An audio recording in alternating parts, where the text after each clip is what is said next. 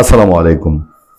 আমি একজনের বক্তব্য ধরে আপনাদের সামনে একটু আলোচনা করতে চাই এবং এই বক্তব্যটা শোনার পরে আপনারা কেউ কেউ এক গ্লাস পানিও খেতে চাবেন হয়তো। খবরটা একটু আপনারা শুনেন। মাজার জলসা খানকায় আক্রমণ করা যাবে না, হাসনাত আব্দুল্লাহ। খুবই খুবই ভালো কথা, খুবই ন্যায্য কথা। কুমিল্লার 4 আসনের সংসদ সদস্য হাসনাত আব্দুল্লাহ বলেছেন মাজার জলসা খানকায় এসবে আক্রমণ করা যাবে না। এসবে আক্রমণ করলে আইনগত ব্যবস্থা নেব। আচ্ছা, সম্প্রতি উপস্থিত জনতার উদ্দেশ্যে কথা বলেন তিনি। হাসনাত আব্দুল্লাহ বলেন, আপনি যদি কোনো মাজারে আক্রমণ করেন, কোনো খানকা জলসায় আক্রমণ করেন, আমি এটা আইনগতভাবে ব্যবস্থা নেব। এই জায়গাগুলোতে কোনো ধরনের হস্তক্ষেপ করতে পারবেন না। তিনি বলেন, খানকা জলসায় হস্তক্ষেপ করতে পারবেন না। যার যার বিশ্বাস তার কাছে, আপনার কোনো অধিকার নেই, কোনো মাজারে আক্রমণ করার কোনো অধিকার নাই। আমি নিজের কানকে বিশ্বাস করতে পারছি না। আচ্ছা, কথাটা কি সে মন থেকে বলেছে নাকি মুখ দিয়ে বলা দরকার? এমপি হয়েছে এখন, সেই জন্য বলেছে। আমি যদি বলি যে গত অন্তর্বর্তীকালীন সরকার, ডক্টর ইউনূসের সরকারে যে শত মাজার ভাঙা হয়েছে, আক্রমণ হয়েছে, মুক্তিযোদ্ধাদের আক্রমণ হয়েছে, বাউলের উপর আক্রমণ হয়েছে, সুফি সাধকের উপর আক্রমণ হয়েছে, আমাদের নান্দাইল ময়মনসিংহে এক সুফি মানুষের চুল কেটে দিয়েছে না, দাড়ি কেটে দিয়েছে না।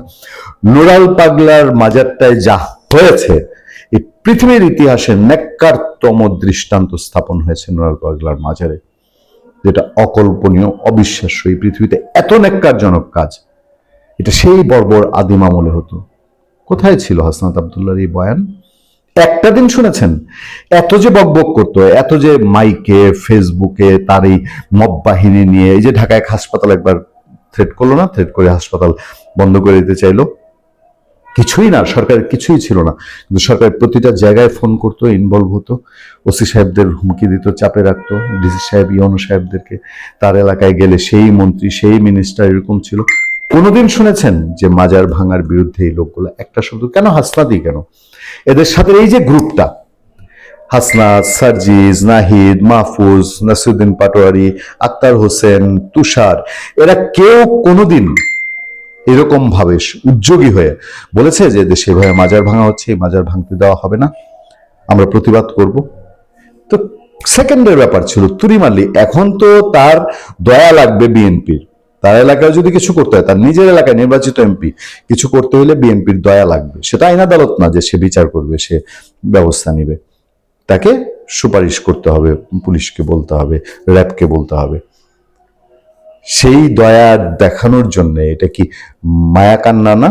মাছের মায়ের মায়া কান্না যাকে বলে। এতগুলো মাজার শরীফ সব ভেঙে গুঁড়া করেছে, তখন তারা কিছু বলে না। আর এখন তার দরদ ভেসে উঠছে। ওই যে দেখলাম না সেদিন শফিকুল আলম, সাবেক প্রধান উপদেষ্টার প্রেস সচিব, বলল যে তারা পীর বংশের মানুষ, হ্যাঁ, তারা মাজার, তার ভাই পীর। হ্যাঁ, তো কোথায় ছিল যখন ক্ষমতায় ছিল? একটা বার তো কোথাও মাজার মন্দির ফিরাতে যায়নি। সুতরাং এই ন্যাক্কারজনক গোষ্ঠীর কাজকর্ম বাংলাদেশের মানুষ নিশ্চিতভাবেই একদিন না একদিন তাদেরকে জবাবদিহিতার আওতায় আনবে। ভালো থাকবেন, সুস্থ থাকবেন। আপনার সাথে আমি আতিক রহমান, পূর্ণিয়া।